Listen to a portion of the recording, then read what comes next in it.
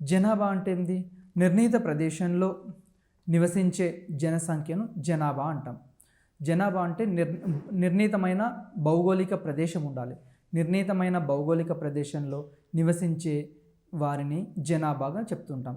అయితే జనాభాకు సంబంధించి మనందరికీ తెలుసు, భారతదేశంలో ఈ జనాభాకు సంబంధించిన అంశాలని ఒకసారి పరిశీలించేటప్పుడు భారతదేశమైనా కానీ ప్రపంచవ్యాప్తంగా అయినా కానీ భారతదేశంలో జనాభా ఏ విధంగా ఉంది అన్నప్పుడు ఇతర దేశాలతోటి పోలుస్తుంటాం. అదేవిధంగా భారతదేశంలో జనాభాని ఏ విధంగా గణిస్తారు, ఎన్ని సంవత్సరాలకు ఒకసారి గణిస్తారు, ఇది ఎగ్జామినేషన్ పాయింట్ ఆఫ్ వ్యూలో అడుగుతారు. ఎన్ని సంవత్సరాలకు ఒకసారి గణిస్తారు భారతదేశంలో జనాభాని అంటే 10 సంవత్సరాలకు ఒకసారి జనాభా లెక్కలు జరుగుతుంటాయి మన భారతదేశంలో. మరి జనాభాకు సంబంధించిన అంశాలు ఏమైనా సిద్ధాంతాలు ఉన్నాయా, జనాభా పరిణామ క్రమంలో ఏమైనా సిద్ధాంతాలు ఉన్నాయంటే ఎగ్జామినేషన్ పాయింట్ ఆఫ్ వ్యూలో మనకి ఏమడుగుతారంటే జనాభా పరిణామ క్రమ సిద్ధాంతాన్ని టిఆర్ మాల్థస్ చెప్పడం జరిగింది. ఈ సిద్ధాంతం మీద చాలా బిట్స్ అడుగుతుంటాడు. ఇతడు దేన్ని ఆధారంగా చేసుకొని చెప్పాడు అంటే జననాల రేటుకి మరణాల రేటుకి ఉన్న సంబంధము మరియు ఆర్థికాభివృద్ధికి ఉన్న సంబంధాన్ని, జనమరణాల రేటు ఆధారంగా ఆర్థికాభివృద్ధికి గ్రోత్ రేటుకు ఉన్న సంబంధాన్ని ఇతడు తన యొక్క సిద్ధాంతంలో జనాభా పరిణామ సిద్ధాంతంలో వివరించడం జరిగింది. ఫర్ ఎగ్జాంపుల్, జనాభా పెరిగింది, అప్పుడు ఆర్థిక వ్యవస్థ గ్రోత్ రేట్ పెరుగుతుందా తగ్గుతుందా, జనాభా తగ్గితే గ్రోత్ రేట్ తగ్గుతుందా పెరుగుతుందా, ఈ విధమైన సంబంధాన్ని టిఆర్ మాల్థస్ తన యొక్క జనాభా పరిణామ సిద్ధాంతంలో వివరించడం జరిగింది. ఈ జనాభా పరిణామ సిద్ధాంతాన్ని ఇతడు 3 దశలుగా వివరించాడు. ఇది ఎగ్జామినేషన్లో ఇంపార్టెంట్. నెంబర్ 1 మొదటి దశ. ఈ దశలో అధిక జననాల రేటు అధిక మరణాల రేటు ఎక్కువగా ఉంటుంది. మొదటి దశలో ఎట్లా ఉంటుందంటే జననాలు ఎక్కువగా ఉంటాయి, మరణాలు ఎక్కువగా ఉంటాయి. జననాలు ఎక్కువగా, మరణాలు ఎక్కువ, ఈ రెండు కూడా ఈక్వల్గా ఉంటాయి. ఫర్ ఎగ్జాంపుల్ 100 జనాభా జనించింది అనుకోండి, ఒక రోజులో 100 మంది జనసంఖ్య జన్మించారు. అదేవిధంగా మరణాలు కూడా 100. ఈ విధంగా మొదటి దశలో ఎట్లా ఉంటుందంటే జననాల రేటు మరణాల రేటు రెండు సమానంగా ఉంటాయి. కాబట్టి జనాభా వృద్ధి రేటు ఉండదు. ఎందుకు అంటే జనాలు 100 అన్నాం, మరణాలు 100 అన్నాం, ఈజ్ ఈక్వల్ 100 - 100 ఎంత? 0. కాబట్టి మొదటి దశలో జనాల రేటు మరణాల రేటు అధికంగా ఉంటుంది, జనాభా వృద్ధి రేటు ఇక్కడ శూన్యంగా ఉంటుంది. కాబట్టి జనాభా వృద్ధి రేటు ఉండదు. భారతదేశంలో ఈ దశ ఎప్పుడు ఉన్నది అని ఒకసారి అడగవచ్చు. భారతదేశంలో ఈ దశ ఎప్పుడు ఉంది అంటే 1921 సంవత్సరానికి ముందు ఉంది. అదేవిధంగా ప్రపంచవ్యాప్తంగా కూడా ఈ విధంగానే ఉంది.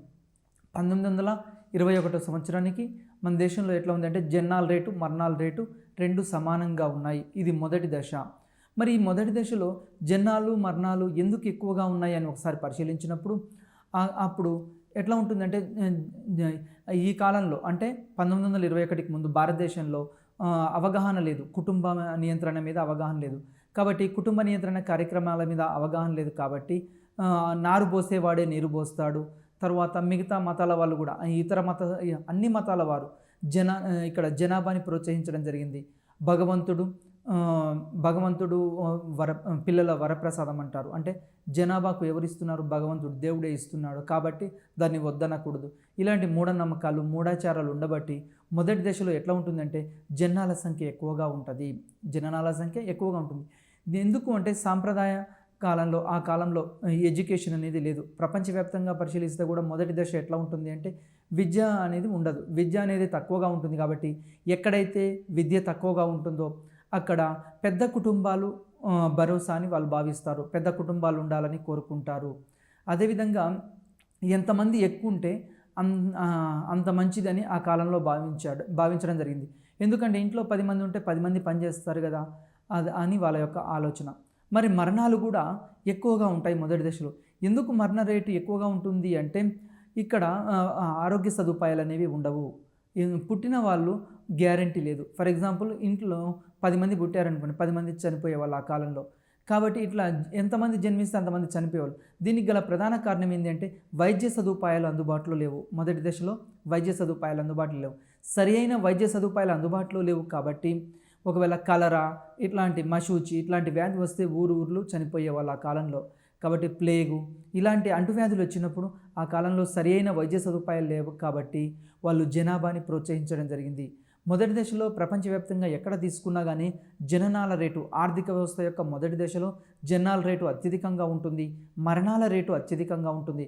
దానికి గల ప్రధాన కారణం ఏంటంటే మరణాలు ఎక్కువగా ఉన్నాయి కాబట్టి ఇంకా జనాభా ఉండాలని కోరుకుంటారు. ఈ విధంగా మొదటి దశలో జననాల రేటు, మరణాల రేటు ఎక్కువగా ఉంటుంది.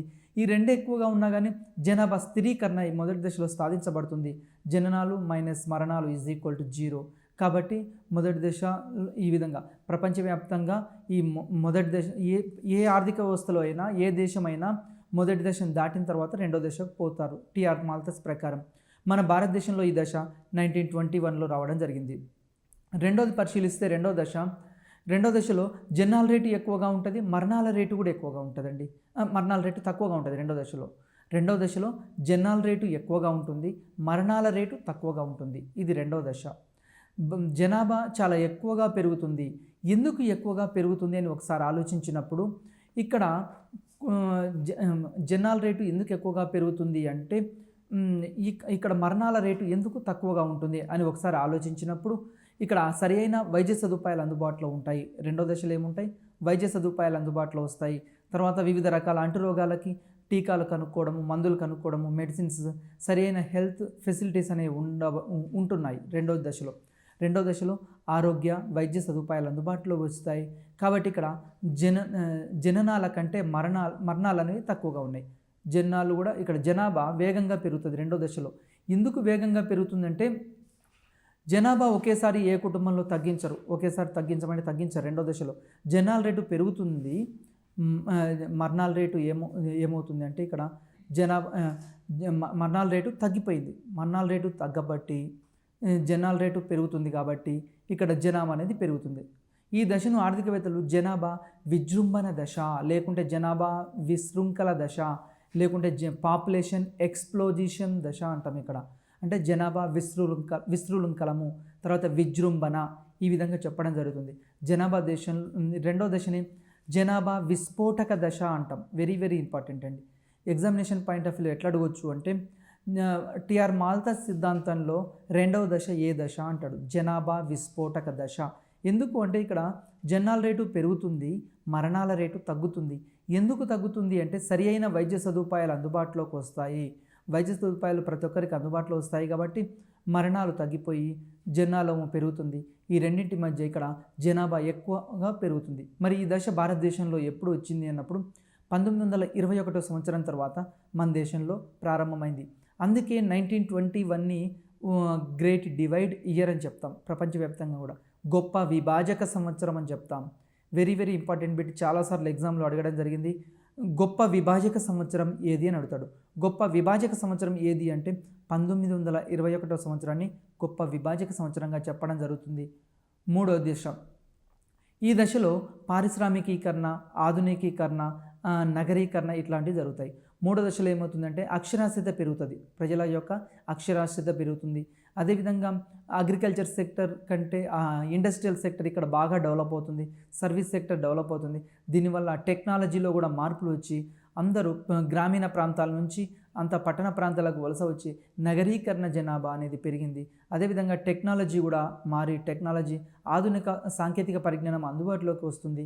తత్ఫలితంగా మూడో దశలో ఏమవుతుందంటే జనాలు తగ్గించుకుంటారు. అదేవిధంగా జనాలు తక్కువవుతాయి, మరణాలు తక్కువవుతాయి. మరణాలు తక్కువ ఉంటుంది కాబట్టి జనాభా పెరుగుదల అనేది తక్కువగా ఉంటుంది మూడో దశ అనేది అభివృద్ధి చెందిన దేశాల్లో ఇది కనిపిస్తుంది. మొదటి దశనేమో ప్రాచీన కాలంలో, సాంప్రదాయ కాలంలో ఉంటుంది. రెండో దశ ఎక్కడ ఉంటుంది? అభివృద్ధి చెందుతున్న భారతదేశం లాంటి దేశంలో రెండో దశ ఉంది. టిఆర్ మాల్తస్ సిద్ధాంతం ప్రకారం రెండో దశలో ఎక్కడున్నాం మనం అంటే ఇండియా అనేది అభివృద్ధి చెందుతున్న భారతదేశం లాంటి దేశాలన్నీ కూడా రెండో దశలో ఉన్నాయి. మూడో దశలో ఏమవుతుందంటే అభివృద్ధి చెందిన అమెరికా, బ్రిటన్, ఫ్రాన్స్, ఇటలీ ఇట్లాంటి దేశాలు మూడో దశలోకి రావడం జరిగింది. ఎందుకు మూడో దశలోకి రావడం జరిగిందంటే ఇక్కడ ఇండస్ట్రియల్ సెక్టరు, తర్వాత సర్వీస్ సెక్టరు, టెక్నాలజీ, నగరీకరణ, పట్టణీకరణ, లిటరసీ రేట్ అనేది బాగా పెరిగి జనాలు మరణాలు రెండు తక్కువగా ఉండి జనాభా పెరుగుదల అనేది తక్కువగా ఉంటుంది. కాబట్టి ఇది జనాభా పెరుగుదల సమస్య నుంచి బయటపడ్డాయి. ఇది మూడో దశ. ఈ విధంగా అయితే ప్రపంచ జనాభాను ఒకసారి పరిశీలిద్దాం. ఇది ఎగ్జామినేషన్ పాయింట్ ఆఫ్ వ్యూలో మనకు జనాభా మీద ఎక్కువ క్వశ్చన్స్ ఎట్లా వస్తాయి అంటే ఇక్కడ ప్రపంచ జనాభాను కూడా అడగడానికి అవకాశం ఉంది. 2017 నాటికి ప్రపంచ జనాభా ఎంత ఉంది అంటే 7.6 బిలియన్లు ఉంది. 7.6 బిలియన్లు. ఇందులో 59% ఎక్కడ ఉన్నారంటే మన ఆసియా ఖండంలోనే ఉన్నారండి. వెరీ వెరీ ఇంపార్టెంట్ అండి. ఎక్కువగా ప్రపంచ జనాభా మొత్తం పరిశీలిస్తే 7.6 బిలియన్స్ అన్నాం. మరి అత్యధికంగా ఎక్కడ ఉన్నారు? ఆసియా ఖండంలో ఉన్నారు. ఎందుకు ఆసియా ఖండంలో ఉన్నది ఒకసారి ఆలోచించినప్పుడు ప్రపంచంలో అత్యధిక జనాభా గల దేశం చైనా నెంబర్ 1. అది ఏ ఖండం? ఆసియా. నెంబర్ 2 ప్రపంచంలో అత్యధిక జనాభా గల రెండవ దేశం ఏంది? ఇండియా.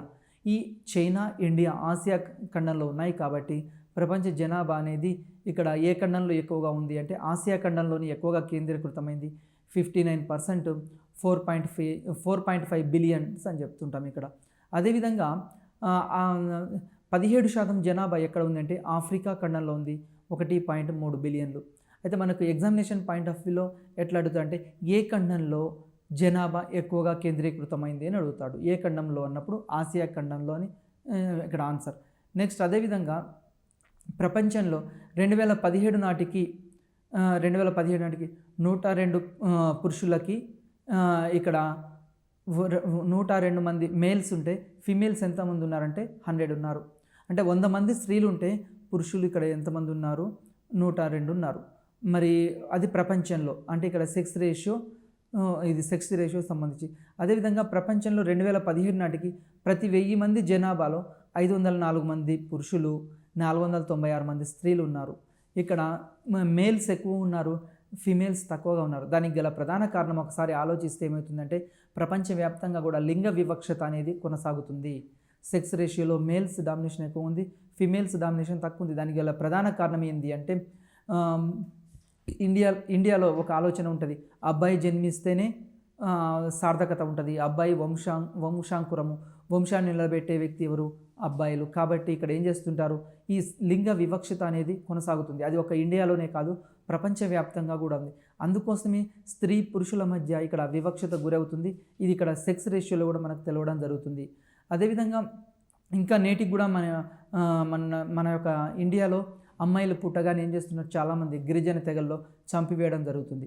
ఈ విధంగా అందుకోసమే స్త్రీ పురుష నిష్పత్తి అనేది తక్కువగా ఉంది. ఇది ఒక ప్రధానమైన కారణం. దీనికి గల ప్రధాన కారణం ఏంటంటే ఒకటి నిరక్షరాస్యత ఒకటి కారణము. లింగ వివక్షతకు ప్రధాన కారణం ఏంటంటే నెంబర్ 1 అక్షరాస్యత తక్కువగా ఉండడం, నెంబర్ 2 ప్రజల యొక్క ఆలోచన దృక్పథాలలో మార్పు రాకపోవడం, నెంబర్ 3 స్త్రీలు పురుషులు ఇద్దరు సమానమని నేటికి కూడా భావించకపోవడం. ఇవన్నీ ఒక ప్రధానమైన కారణంగా చెప్పవచ్చు. నెక్స్ట్ ప్రపంచ జనాభాలో 15 సంవత్సరాల్లో పిల్లలు 26% గలరు. అయితే ఈ ప్రపంచ జనాభాను ఒకసారి పరిశీలిస్తే ఇక్కడ ఎంతెంత పర్సంటేజ్ ఉన్నారు ఒకసారి ఇది పరిశీలించినప్పుడు ఎప్పుడైనా సరే ఏజ్ గ్రూప్ని ఏం చేస్తారు అంటే 15 ఇయర్స్ వరకు ఒక స్టేజీని, తర్వాత 15 to 59 ఇయర్స్ వరకు ఒక స్టేజీ, తర్వాత 60 ఇయర్స్ ఏబో ఒక స్టేజ్. ఎందుకు ఈ విధంగా పరిగణిస్తారు అంటే 0 నుంచి 15 సంవత్సరాలు ఉన్న వాళ్ళు జనాభాలో వాళ్ళు ఉత్పత్తి కార్యక్రమాల్లో పాల్గొనరు. ఇది ఎంత? 26%. అదేవిధంగా 60 ఇయర్స్ అబోవ్ ఉన్న వాళ్ళు కూడా ఉత్పత్తి కార్యక్రమాల్లో పాల్గొనరు.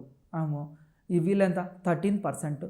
మరి 15 నుంచి 59 సంవత్సరాల మధ్యలో ఉన్నవాళ్ళు దేశంలో ఉత్పాదక రంగంలో ఉత్పత్తి కార్యక్రమాల్లో పాల్గొంటారు. ఈ పాపులేషన్ ఎంత అంటే 61%.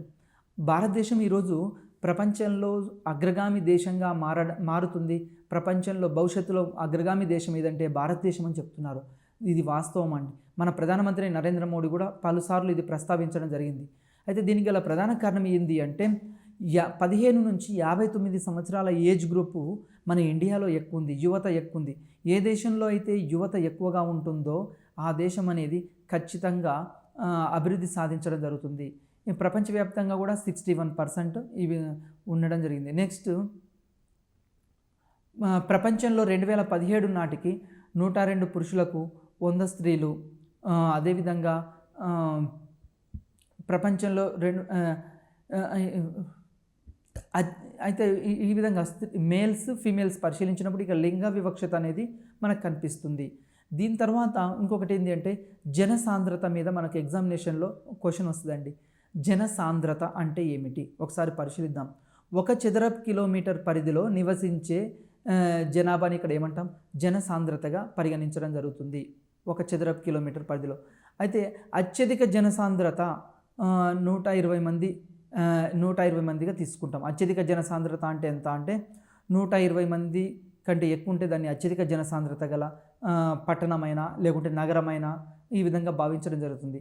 అదేవిధంగా మధ్యస్థ జనసాంద్రత అంటే ఎంత అంటే 16 నుండి 120 మంది. ఇక్కడ 120 మంది 1 చదరపు కిలోమీటర్కు ఉంటే అది అత్యధిక జనసాంద్రత.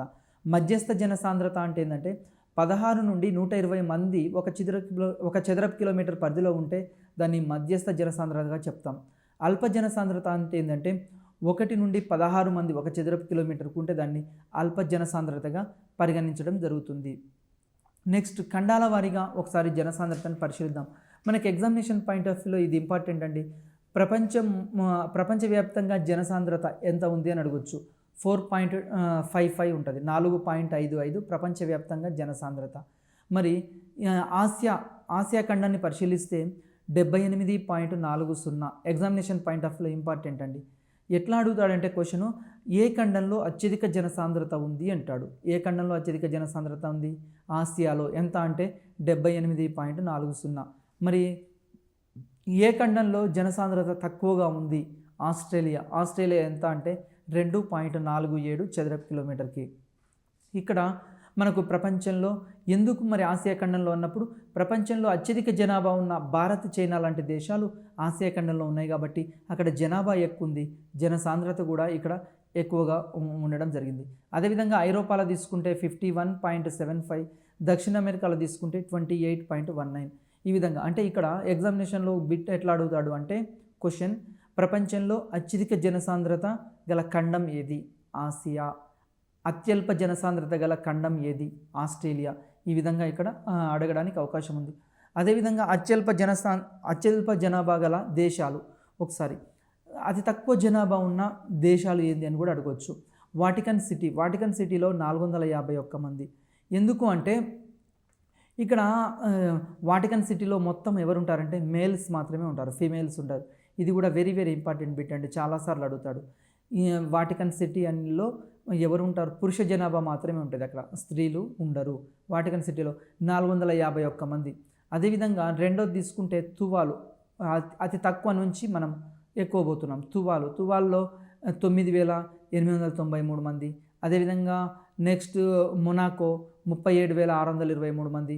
మార్షల్ దీవులు ఇక్కడ 52,898. అంటే అత్యల్ప జనాభా గల దేశాలు కూడా అడగవచ్చు ఎగ్జామినేషన్ పాయింట్ ఆఫ్ వ్యూలో. మనకు ఇది వెరీ వెరీ ఇంపార్టెంట్ అండి. అత్యల్ప జనాభా గల దేశం ఏది అన్నప్పుడు ఏం పెట్టాలి? వాటికన్ సిటీలో అత్యల్ప జనాభా ఉన్నది ఇది. నెక్స్ట్ అదేవిధంగా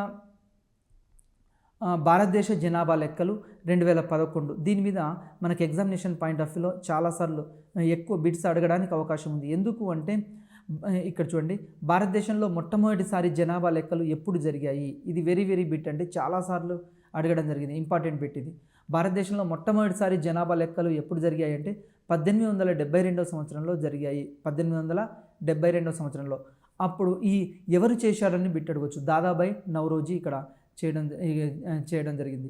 అయితే ఈ యొక్క 1872 సంవత్సరంలో భారతదేశంలో కొన్ని అనధికారికంగా జనాభా లెక్కలు అనేవి సేకరించడం జరిగింది. ఇది శాస్త్రీయంగా కాదు. అదేవిధంగా 1881 సంవత్సరం నుండి ప్రతి 10 సంవత్సరాలకు ఒకసారి జనాభా లెక్కల్ని సేకరిస్తున్నారు. ఇది శాస్త్రీయంగా సేకరించడం జరుగుతుంది, అంటే 10 years. అందుకోసం ఇక్కడ ఇంకో బిట్ ఏమడుగుతాడంటే భారతదేశంలో ఎన్ని సంవత్సరాలకు ఒకసారి జనాభా లెక్కలు జరుగుతాయి అంటాడు. 10 సంవత్సరాలకు ఒకసారి జనాభా లెక్కలు. అయితే మొట్టమొదటి జనాభా లెక్కలు ఎప్పుడు జరిగాయి? 1872. నెక్స్ట్ జనాభా లెక్కలు కేంద్ర జాబితాలో భాగం. ఈ జనాభా లెక్కలు ఎక్కడ ఉన్నాయి అంటే కేంద్ర జాబితాలో భాగం ఈ జనాభా లెక్కలను. మరి ఏ ఆర్టికల్ కూడా అడగవచ్చు. ఆర్టికల్ 246 ఈ యొక్క జనాభా లెక్కల గురించి తెలియజేస్తుంది. మరి 2011లో మనం జనాభా లెక్కలు సేకరించడం జరిగింది. 2011లో మరి 2011లో జనాభా లెక్కలు సేకరించినప్పుడు దాని యొక్క నినాదం ఏది అని అడుగుతాడు. ఇది వెరీ వెరీ ఇంపార్టెంట్ అండి. Our census our future very very important. ఇది అడగడానికి అవకాశం ఉంది. 2011 జనాభా లెక్కల నినాదం ఏది అని అడుగుతాడు. Our census our future. ఎందుకు అంటే ప్రతిసారి జనాభా లెక్కలు సేకరించడం ఇది ఎందుకు పెట్టారు అంటే ప్రతి ఒక్కరు కూడా తమ యొక్క జనాభా వివరాల్ని నమోదు చేయాలి. పుట్టగానే మనం బర్త్ సర్టిఫికేట్ తీసుకోవాలి. చాలామంది నమోదు చేసుకోవట్లేదు, కానీ నమోదు చేసుకోవాలి. ఈరోజు అంగన్వాడీ సెంటర్స్ ద్వారా ఈ విధంగా నమోదు కార్యక్రమం జరుగుతుంది. అదేవిధంగా చనిపోయిన తర్వాత డెత్ సర్టిఫికేట్ అంటే మరణ ధృవీకరణ చేసుకోవాలి. ఈ విధంగా జనాభా లెక్కలు మరి ఎందుకు సేకరిస్తే లాభం ఏంది, మరి అవర్ సెన్సెస్ అవర్ ఫ్యూచర్ అని ఎందుకు పెట్టారు అంటే, జనాభా లెక్కల వల్ల లాభం ఏంది అంటే, ప్రభుత్వము బడ్జెట్లో ఎన్ని నిధులు కేటాయించాలి అన్నప్పుడు జనాభా లెక్కలు అనేది ఆధారం అవుతుంది. నెక్స్ట్ అదేవిధంగా ఏ వర్గానికి ఎన్ని నిధులు ఇవ్వాలి, బీసీకి ఎంత, ఎస్సీకి ఎంత, ఎస్టీకి ఎంత అన్నప్పుడు ఈ పాపులేషన్ ఆధారంగా కూడా ఇక్కడ నిధులు కేటాయించడానికి జనాభా లెక్కలు అవసరం. అదేవిధంగా మనకు ప్రణాళికలు రూపొందించుకోవడానికైనా, తర్వాత దేశంలో ప్రాజెక్టులు నిర్మించడానికి, ఇండస్ట్రీస్ ఏర్పాటు చేయడానికి ఇవన్నిటి ఏమవసరము, జనాభా లెక్కలు అవసరం. ప్రభుత్వము వివిధ రకాల స్కీమ్స్ ద్వారా ఇప్పుడు దేశంలో పేదరికం బిలో పావర్టీ లైన్ కింద ఉన్న వారికి ఏం చేస్తున్నారు, వివిధ రకాల పథకాలు ఇస్తున్నారు. ఫర్ ఎగ్జాంపుల్ రేషన్ షాపుల ద్వారా ఇక్కడ బియ్యం సప్లై చేస్తున్నారు. మరి ఎంతమందికి ఇవ్వాలి అన్నప్పుడు జనాభా లెక్కల్ని ఇక్కడ ప్రామాణికంగా తీసుకుంటారు. అంటే జనాభా లెక్కల ద్వారా ఏమవుతుందంటే, దేశానికి అవసరమైన ప్రణాళికలు రూపొందించుకోవడానికి జనాభా లెక్కలు అవసరం. అందుకోసమే ఇక్కడ అవర్ సెన్సెస్ అవర్ ఫ్యూచర్ అని ఇక్కడ నిర్మించుకోవడం జరిగింది. ఎందుకంటే దేశంలో జనాభా పెరుగుతున్న జనాభాకు అనుగుణంగా పాఠశాలలు ఏర్పాటు చేయాలి, పెరుగుతున్న జనాభాకు అనుగుణంగా వైద్య సదుపాయాలు అందుబాటులోకి తీసుకురావాలి, పెరుగుతున్న జనాభాకు అనుగుణంగా టాయిలెట్స్ ఇట్లాంటివన్నీ అందుబాటులోకి తీసుకురావాలి, స్వచ్ఛ భారత్ మరి ఈ విధంగా చేయాలి. అదేవిధంగా బంగారు తెలంగాణ ఇలాంటి వాటన్నిటి కోసం ఏమవసరం, ఇక్కడ జనాభా లెక్కలు అనేది అవసరం. అయితే 2011 జనాభా లెక్కలు ఎన్నవ జనగణన అని ఎగ్జామ్లో అడగడానికి అవకాశం ఉంది. 2011 సంవత్సరంలో జనగణన ఎన్నోదంటే ఇది 15వ జనగణన. మనకు 1881 నుంచి సేకరిస్తున్నామని చెప్పాం. అయితే 2011 ఇది ఎన్నోదంటే 15వ జనగణన. అదేవిధంగా స్వతంత్రం వచ్చిన తర్వాత ఎన్నో జనగణన అంటే 1947 తర్వాత ఇది ఎన్నో జనగణన అంటే 7వ జనగణన.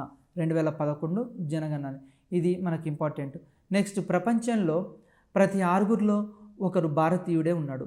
మనము ప్రపంచంలో ఉన్న వ్యక్తులందరినీ లైన్గా నిలబెడితే 1వ వ్యక్తి భారతీయుడే అనుకోండి, 6వ వ్యక్తి మళ్ళీ ఇండియనే, మళ్ళీ 12వ వ్యక్తి ఇండియనే, మళ్ళీ 18వ వ్యక్తి ఇండియనే.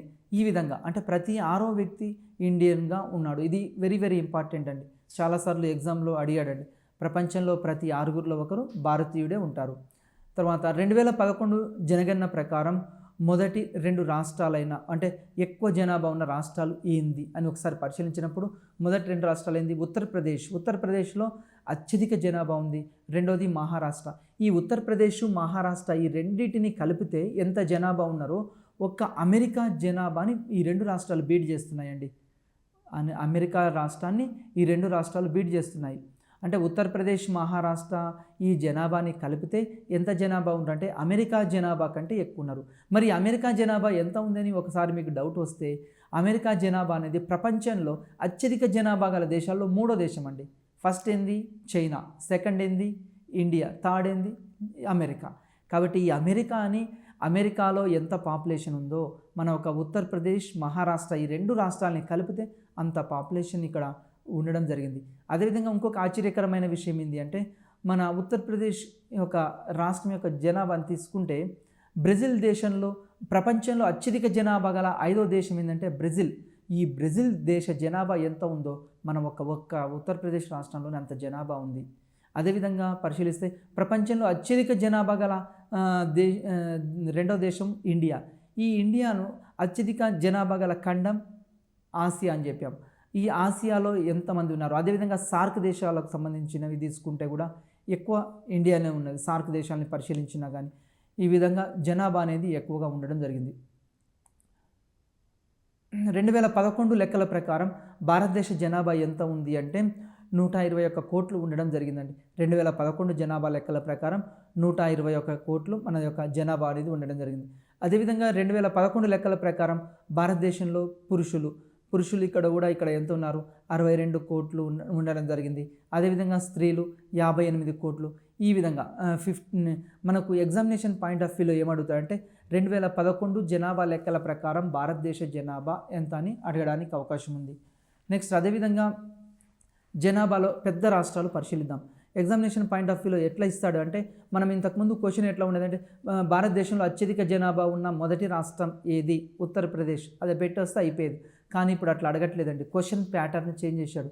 ఎట్లా చేంజ్ చేశాడు అంటే భారతదేశంలో అత్యధిక జనాభా ఉన్న రెండవ రాష్ట్రం ఏది అని అడుగుతాడు. రెండవ రాష్ట్రం మహారాష్ట్ర. లేకుంటే భారతదేశంలో అత్యధిక జనాభా ఉన్న మూడో రాష్ట్రం ఏది, బీహార్.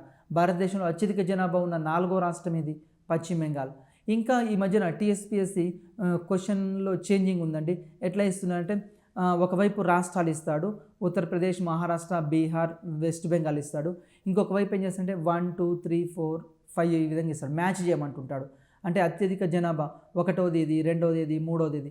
కాబట్టి మనం ఏం చేయాలంటే టాప్ 5 చూసుకోవాలి, పైలో టాప్ 4 అయినా టాప్ 5 అయినా చూసుకోవాలి. అత్యధిక జనాభా ఉన్న రాష్ట్రం ఫస్ట్ ఉత్తరప్రదేశ్, రెండోది మహారాష్ట్ర, మూడోది బీహార్, నాలుగోది వెస్ట్ బెంగాల్. ఈ విధంగా మనకు టాప్ 4 ఇవి గుర్తుంచుకుంటే సరిపోతుంది. మరి అతి తక్కువ కూడా కింది నుంచి అడుగుతాడండి. కింది నుంచి ఫస్ట్ ఏంది, సెకండ్ ఏంది, లాస్ట్ ఏంది, ఈ విధంగా అడగడం జరుగుతుంది.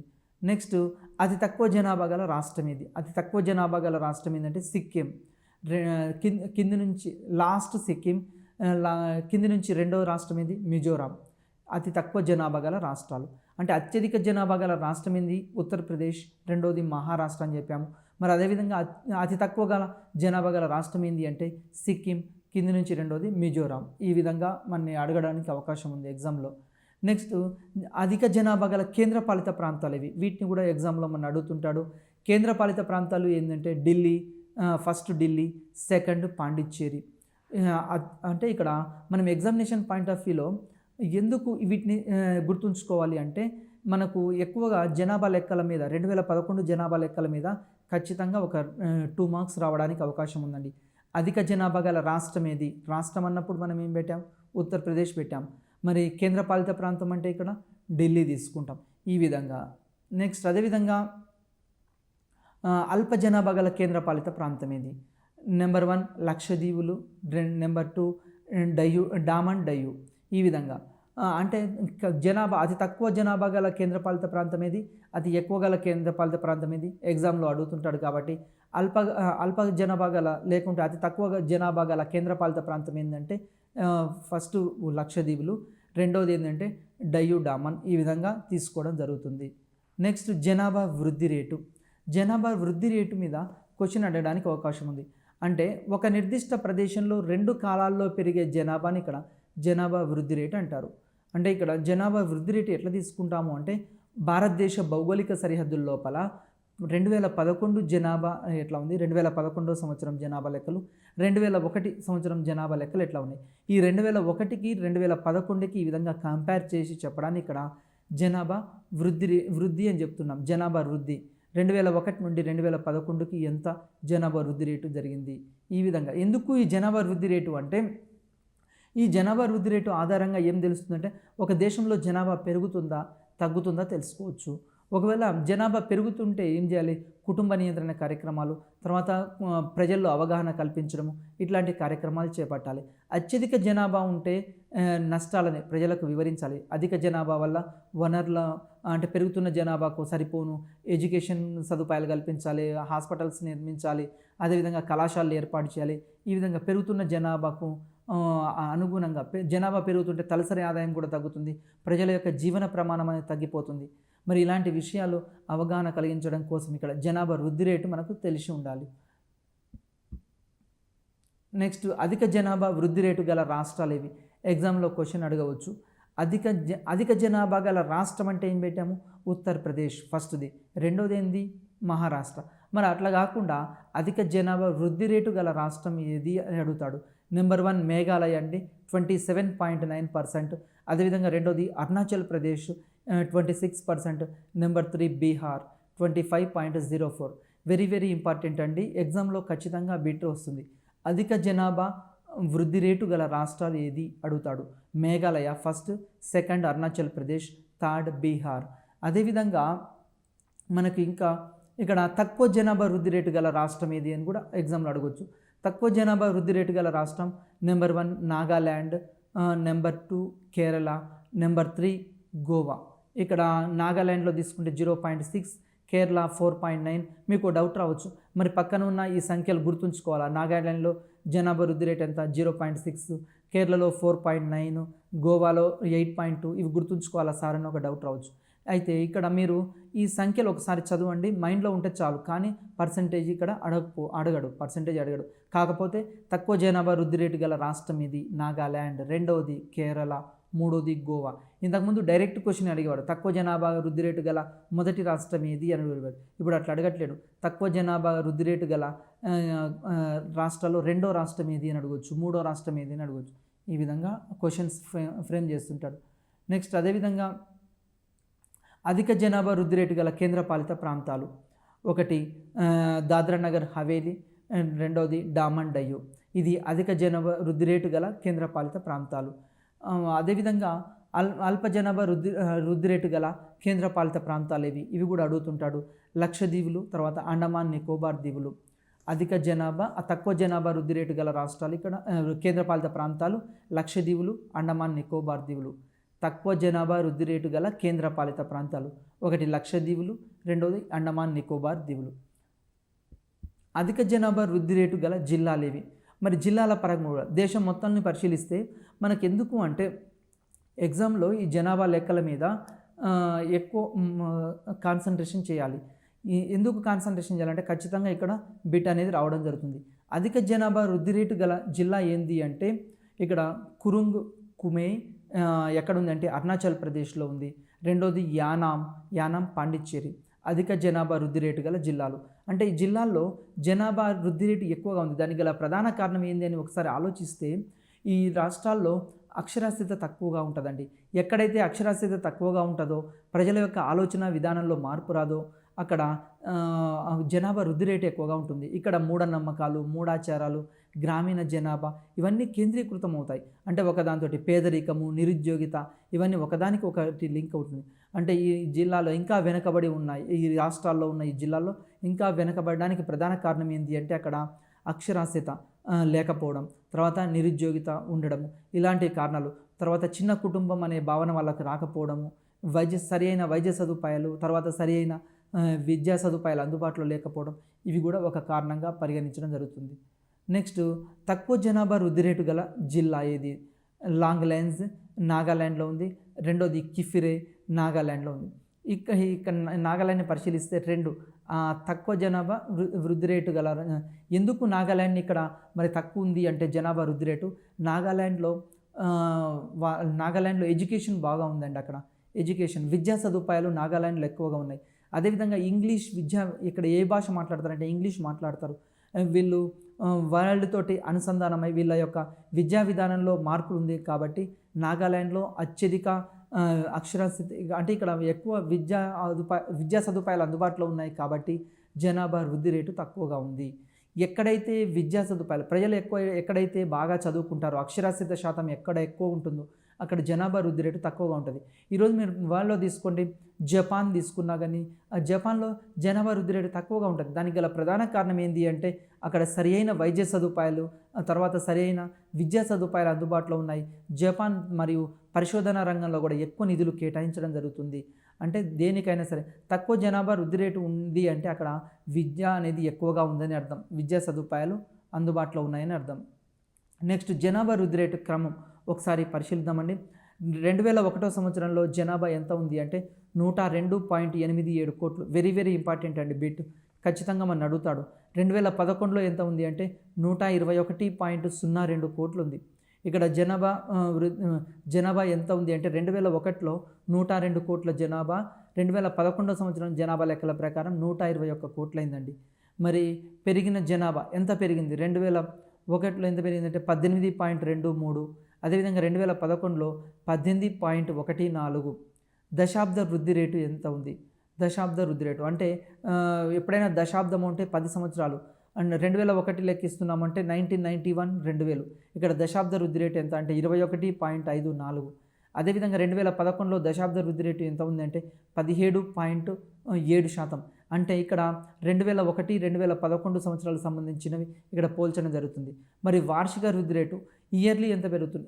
ఇంతకుముందుదేమో దశాబ్ద వృద్ధి రేటు, ఇప్పుడు సంవత్సరం ఎంత పెరుగుతుంది?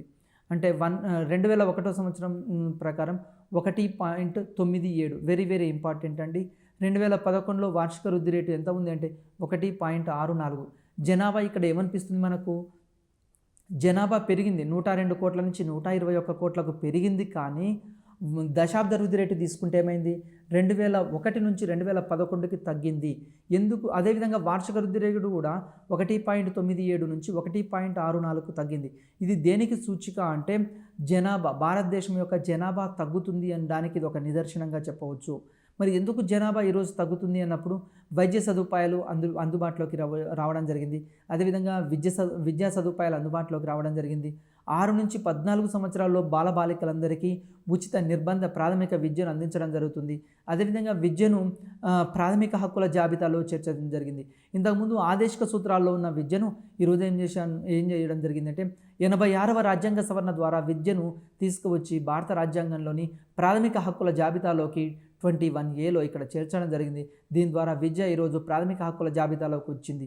అదేవిధంగా 2009వ సంవత్సరంలో ఆర్టీ యాక్ట్ను, రైట్ టు ఎడ్యుకేషన్ యాక్ట్ను ఇక్కడ చేయడం జరిగింది దేశవ్యాప్తంగా. భారతదేశంలో ఆర్టీ యాక్ట్ 2010 ఏప్రిల్ 1 నుంచి ఇక్కడ అమల్లోకి రావడం జరిగింది. అంటే అందరికీ విద్య అనేది 2010వ సంవత్సరం ఏప్రిల్ 1వ తారీఖు నుంచి ఇక్కడ అమల్లోకి రావడం జరిగింది. ఈ విధంగా అంటే దేశంలో బాలబాలికలకు ఉచిత నిర్బంధ ప్రాథమిక విద్యను అందిస్తున్నాము. అదేవిధంగా దేశంలో అందరికీ సరైన విద్యను అందించడం కాబట్టి ప్రజల్లో అవగాహన శక్తి అనేది, అదేవిధంగా చిన్న కుటుంబాలు ఉండాలి అనే ఆలోచన, తలసరి ఆదాయం పెరగాలన్నా, జాతీయ ఆదాయం పెరగాలన్నా, జనాభా తగ్గాలి అనే ఆలోచనలు ప్రజల యొక్క దృక్పథాల్లో మార్పులు వచ్చాయి. అదేవిధంగా ప్రజల్లో శాస్త్రీయ వైఖరులు, శాస్త్రీయ ఆలోచనలు ఇలాంటివన్నీ మార్పు రావడం జరిగింది. అందుకోసం ఇక్కడ 2001 నుంచి 2011 సంవత్సరాన్ని తీసుకుంటే ఇక్కడ మనకేమైంది, జనాభా లెక్కల్లో వార్షిక వృద్ధి రేట్ అనేది తగ్గడం జరుగుతుంది. అదేవిధంగా 1921 తర్వాత 2011 జనాభా లెక్కల్లో మాత్రమే ముందు సంవత్సరం లెక్కలతో పోలిస్తే అదనంగా పెరిగిన జనాభా ఇక్కడ తగ్గింది. ఇక్కడ జనాభా అనేది 2011 మళ్ళీ 1921లో తగ్గింది, మళ్ళీ 2011లో ఇక్కడ తగ్గడం జరిగింది. ఎందుకు ఈ విధంగా తగ్గుతుంది అన్నప్పుడు ఒకసారి పరిశీలించినప్పుడు మనకు విద్యా సదుపాయాలు అనేవి అందుబాటులోకి వచ్చాయి. 1991 2011 మధ్య 18.23 కోట్లు అదనంగా పెరగగా 2001 తర్వాత 2011 మధ్య ఎంత పెరిగిందంటే ఇక్కడ 18.14 కోట్లకు పెరగడం జరిగింది. అంటే సుమారు 8 లక్షల జనాభా ఇక్కడ తగ్గడం జరిగింది. అంటే 1991 నుంచి 2001 మధ్య 18.23 కోట్లు అదనంగా పెరిగితే ఆ దశాబ్దంలో 1901 నుంచి 2001 మధ్య ఎంత పెరిగారు అంటే ఇక్కడ 18.23 కోట్లు జనాభా పెరిగారు. మరి 2001 2011 మధ్య ఈ దశాబ్దాన్ని పరిశీలిస్తే 18.14 కోట్లకి ఇక్కడ పెరగడం జరిగింది. ఇక్కడ ప్రింటింగ్ మిస్టేక్ ఉందండి. 1991 నుంచి 2001 మధ్య జనాభా ఎంత అంటే ఈ దశాబ్దంలో జనాభా ఎంత పెరిగింది అంటే 18.23 కోట్లు. అదేవిధంగా 2001 నుంచి 2011 మధ్య 18.14 కోట్లు. అంటే దశాబ్దంలో జనాభా వృద్ధి రేటు అనేది తగ్గింది. ఎప్పుడు 1921 సంవత్సరానికి ముందు భారతదేశంలో జనాభా వృద్ధి రేటు తగ్గింది, మళ్ళీ ఇప్పుడు తిరిగి ఇక్కడ తగ్గడం జరిగింది జనాభా వృద్ధి రేటు. ఈ విధంగా జనసాంద్రత, మనకి ఎగ్జామినేషన్లో జనసాంద్రత అంటే ఏంది చాలాసార్లు క్వశ్చన్ అడిగాడండి. 1 చదరపు కిలోమీటర్లో నివసించే జనాభాని జనసాంద్రత అంటాం. వెరీ వెరీ ఇంపార్టెంట్ అండి. 1 చదరపు కిలోమీటర్లో నివసించే జనాభాని ఏమంటామంటే జనసాంద్రత అంటాం. ఫర్ ఎగ్జాంపుల్ ఇప్పుడు గ్రామీణ ప్రాంతాలు, పట్టణ ప్రాంతాలు తీసుకున్నాం అనుకోండి, ఎక్కడ జనసాంద్రత ఎక్కువ ఉంటుంది? పట్టణ ప్రాంతాల్లో జనసాంద్రత ఎక్కువగా ఉంటుంది. మరి జనసాంద్రత యొక్క సూత్రం ఏ విధంగా వస్తుంది అంటే మొత్తం జనాభా బై మొత్తం విస్తీర్ణం. జనసాంద్రత ఎట్లా వస్తుంది అంటే మొత్తం జనాభా బై మొత్తం విస్తీర్ణం వేస్తే జనసాంద్రత అనేది రావడం జరుగుతుంది. నెక్స్ట్ అదేవిధంగా 1991లో జనసాంద్రత ఎంత ఉంది అంటే 267 ఉంది జనసాంద్రత. 2011లో జనసాంద్రత ఎంత అయిందంటే 382 కావడం జరిగింది. జనసాంద్రత అనేది ఇక్కడ పెరిగింది. వెరీ వెరీ ఇంపార్టెంట్ అండి. ఇక్కడ జనసాంద్రత కూడా అడుగుతుంటాడు. అధిక జనసాంద్రత గల రాష్ట్రాలు ఏవి? ఎగ్జామ్లో ఇంపార్టెంట్. అధిక జనాభా గల రాష్ట్రం అంటే ఉత్తరప్రదేశ్. అధిక జనసాంద్రత గల రాష్ట్రం ఏంటంటే బీహార్. 2011 ప్రకారం అయితే ఇక్కడ బీహార్ అనేది బీహార్లో అధికం. అదే 2001 జనాభా లెక్కల ప్రకారం తీసుకుంటే అప్పుడు వెస్ట్ బెంగాల్ అనేది ఇక్కడ కూడా తప్పుపడ్డదంటే 2001 జనాభా లెక్కల ప్రకారం అధిక జనసాంద్రత గల రాష్ట్రం ఏంటంటే పశ్చిమ బెంగాల్. ఇక్కడ మిస్టేక్ ఉందండి, ప్రింటింగ్ మిస్టేక్ ఉంది. 2001 చేసుకోవాలి. 2001 ప్రకారం అధిక జనసాంద్రత వెస్ట్ బెంగాల్. మరి ఇప్పుడు ప్రజెంట్ అయితే బీహార్ అండి, బీహార్లో అధిక జనసాంద్రత. నెక్స్ట్ అదేవిధంగా వెస్ట్ బెంగాల్ తీసుకుంటే 1028, అదేవిధంగా కేరళ 860, అదేవిధంగా ఉత్తరప్రదేశ్ 829. మన తెలంగాణ జనసాంద్రత కూడా అడగవచ్చు ఎగ్జామ్లో. మన తెలంగాణ జనసాంద్రత ఎంత అంటే 307. ఈ విధంగా అధిక జనసాంద్రత. తెలంగాణ ఇంపార్టెంట్ అండి, గుర్తుంచుకోండి. 307 జనసాంద్రత. తక్కువ జనసాంద్రత గల రాష్ట్రాలు ఇవి. ఎగ్జామ్లో మన క్వశ్చన్ తక్కువ జనసాంద్రత గల కింది నుంచి రెండవ రాష్ట్రం ఇది, కింది నుంచి మూడో రాష్ట్రం ఇది, ఇట్లా కూడా అడగవచ్చు. తక్కువ జనసాంద్రత గల రాష్ట్రం ఏంటి అంటే అరుణాచల్ ప్రదేశ్, రెండోది మిజోరాం, మూడోది సిక్కిం అండి. తక్కువ జనసాంద్రత గల రాష్ట్రం ఏంటంటే Arunachal Pradesh number 1, number 2 Mizoram, number 3 Sikkim. ఇవి తక్కువ జనసాంద్రత. తక్కువ జనసాంద్రత ఉండడానికి ప్రధాన కారణం ఏంటి అంటే ఆ ప్రాంతాలు వెనుకబడి ఉండడమే ఒక ప్రధాన కారణం. ఇవన్నీ అంటే ఇక్కడ గిరిజన సమూహాలు ఈ విధంగా ఎక్కువగా ఉండడం, తర్వాత గ్రామీణ జనాభా ఎక్కువ ఉండడం, భౌగోళిక పరిస్థితులు కూడా అక్కడ ఆధారపడి ఉంటాయి. జనసాంద్రత తక్కువ ఉండడానికి భౌగోళిక పరిస్థితులు ఒకటి, కొండలు, గుట్టలు, మానవుడు నివసించడానికి అనుకూలంగా ఉండకపోవచ్చు. భౌగోళిక కారణాలు కూడా ఇక్కడ జనసాంద్రత తక్కువ ఉండడానికి ఒక కారణము. అదేవిధంగా గ్రామీణ జనాభా ఎక్కువ ఉండే అవకాశం ఉంది. నెక్స్ట్ అదేవిధంగా ప్రజలు అభివృద్ధి అంటే విద్యా సదుపాయాలు తక్కువగా ఉండడం, ఇలాంటి కారణాలు ఇక్కడ తీసుకోవడం జరుగుతుంది. ఎక్కువ జనసాంద్రత గల కేంద్రపాలిత ప్రాంతాలు నెంబర్ 1 అండమాన్ నికోబార్ దీవులు, నెంబర్ 2 దాద్రా నగర్ హవేలీ, నెంబర్ 3 లక్షద్వీపులు. ఇక్కడ ఎక్కువ జనసాంద్రత గల కేంద్రపాలిత ప్రాంతాలు. నెక్స్ట్ అదేవిధంగా అధిక జనసాంద్రత గల జిల్లా, ఇది వెరీ వెరీ ఇంపార్టెంట్ అండి, చాలాసార్లు ఎగ్జామ్లో అడగడానికి అవకాశం ఉంది. నార్త్ ఈస్ట్ ఢిల్లీ, ఇది అధిక జనసాంద్రత గల. అదేవిధంగా రెండోది తీసుకుంటే చెన్నై, తమిళనాడులో రెండోది.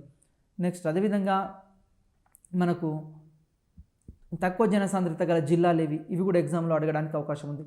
తక్కువ జనసాంద్రత గల జిల్లాలు దిబాంగ్ వ్యాలీ అరుణాచల్ ప్రదేశ్లో ఉంది. చదరపు కిలోమీటర్కి ఇక్కడ ఒక్కళ్ళే ఉంటారండి. అదేవిధంగా సాంబా జమ్మూ కాశ్మీర్లో ఉంది. ఇక్కడ చదరపు కిలోమీటర్కి ఇక్కడ 2 ఉండడం జరుగుతుంది.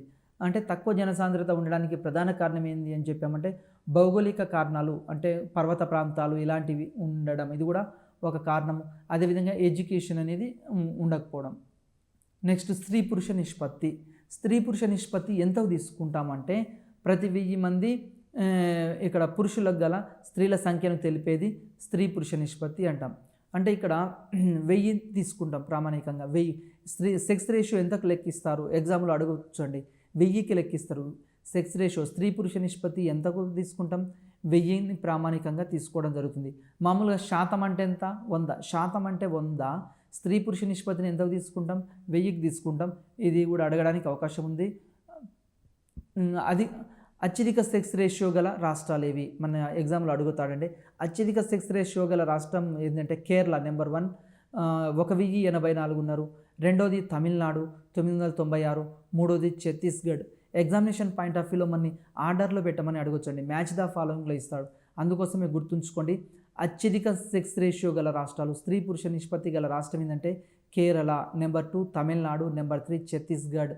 అయితే మరి ఎందుకు ఇక్కడ సెక్స్ రేషియో ఎక్కువగా ఉంది అని ఒకసారి ఆలోచించినప్పుడు లింగ వివక్షత ఇక్కడ తక్కువగా ఉంది, ఇది ప్రధాన కారణం. ఎందుకు లింగ వివక్షత తక్కువగా ఉంది అని ఆలోచించినప్పుడు ఇక్కడ విద్యా సదుపాయాలు, ఎడ్యుకేషన్ అనేది అందరికీ అందుబాటులో ఉంది. కేరళలో ఇక్కడ విద్యా సదుపాయాలు ఎక్కువగా ఉన్నాయి, అక్షరాస్యత శాతం ఎక్కువగా ఉంది. ఎక్కడైతే అక్షరాస్యత ఎక్కువగా ఉంటుందో అక్కడ స్త్రీ పురుష సెక్స్ రేషియో అనేది తక్కువగా ఉంటుంది అక్కడ. ఎందుకు అంటే ఎక్కడైతే లింగ వివక్షత ఉండదు అక్కడ. ఎందుకు ఉండదు అంటే విద్యా సదుపాయాలు, స్త్రీ పురుషులు ఇద్దరూ సమానులు, స్త్రీలు పురుషులు ఇద్దరూ సమానులు, మేల్ ఫీమేల్ సమానమని ఇక్కడ తెలియజేస్తుంది. దీనికి గల ప్రధాన కారణం ఏంటంటే విద్యా సదుపాయాలు అని చెప్పవచ్చు. ఎక్కడైతే సరి అయిన విద్యా సదుపాయాలు అందుబాటులో ఉంటాయో అక్కడ లింగ వివక్షత తక్కువ ఉండి స్త్రీ పురుష నిష్పత్తి ఎక్కువ ఉండడానికి అవకాశం ఉంది. అదేవిధంగా వేతనాలు కూడా మామూలుగా మన రాష్ట్రంలో తీసుకుంటే స్త్రీ పురుషుల మధ్య వేతనాల్లో ఏం చేస్తాం? పురుషులకు ఎక్కువగా, స్త్రీలకు తక్కువగా ఇస్తాము. అయితే ఎక్కడైతే అక్షరాస్యత ఎక్కువ ఉంటుందో అక్కడ ఏమవుతుంది? ఆర్గనైజింగ్ సెక్టర్లో మాత్రం స్త్రీ పురుషులకి ఈక్వల్ వేజెస్ ఇస్తాం. మన రాజ్యాంగం కూడా ఏం చెప్తుంది? సమాన పనికి సమాన వేతనం అని చెప్తుంది. ఎక్కడైతే స్త్రీ పురుషులకి సమాన పనికి సమాన వేతనం ఇవ్వాలని చెప్తున్నారు. అదేవిధంగా అమ్మాయిల్ని అబ్బాయిల్ని కూడా బాగా చదివియాలి, ఇద్దరు ఒకటే ఈక్వల్ అని చెప్పడం జరుగుతుంది. అంటే అత్యధిక స్త్రీ పురుష ఈ సెక్స్ రేషియో ఆధారంగా ఆ రాష్ట్రం యొక్క స్థితిగతులు కూడా మనం ఇక్కడ అంచనా వేయవచ్చు. తెలంగాణలో స్త్రీ పురుష నిష్పత్తి ఎంత ఉంది? ఇది వెరీ వెరీ ఇంపార్టెంట్ అండి. 988 ఉంది. తక్కువ సెక్స్ రేషియో గల రాష్ట్రాలు ఇవి. మరి తక్కువ సెక్స్ రేషియో గల రాష్ట్రాలు హర్యానా, రెండోది జమ్మూ కాశ్మీర్, మూడోది సిక్కిం. ఎందుకు తక్కువ సెక్స్ రేషియో ఉంది అంటే ప్రధాన కారణం ఎందుకు అంటే అక్కడ నిరక్షరాస్యత ఒక కారణం అండి. నిరక్షరాస్యత, తర్వాత మూఢనమ్మకాలు, మూఢాచారాలు ఇవన్నీ ఒక కారణం. అదేవిధంగా స్త్రీలు, అమ్మాయిలు అంటే ఆడపిల్లే అని, మగపిల్లవాడు కాదని ఇలాంటి భావనలు ఉన్నాయి, తక్కువ భావనలు ఉన్నాయి. ఇలాంటివన్నీ తొలగిపోవాలి. మరి ఇలాంటి భావనలు తొలగిపోవాలి అంటే అక్కడ విద్యా సదుపాయాలు అందుబాటులోకి రావాలి దాని ద్వారా. అదేవిధంగా అధిక సెక్స్ రేషియో గల కేంద్రపాలిత ప్రాంతాలు ఏవి?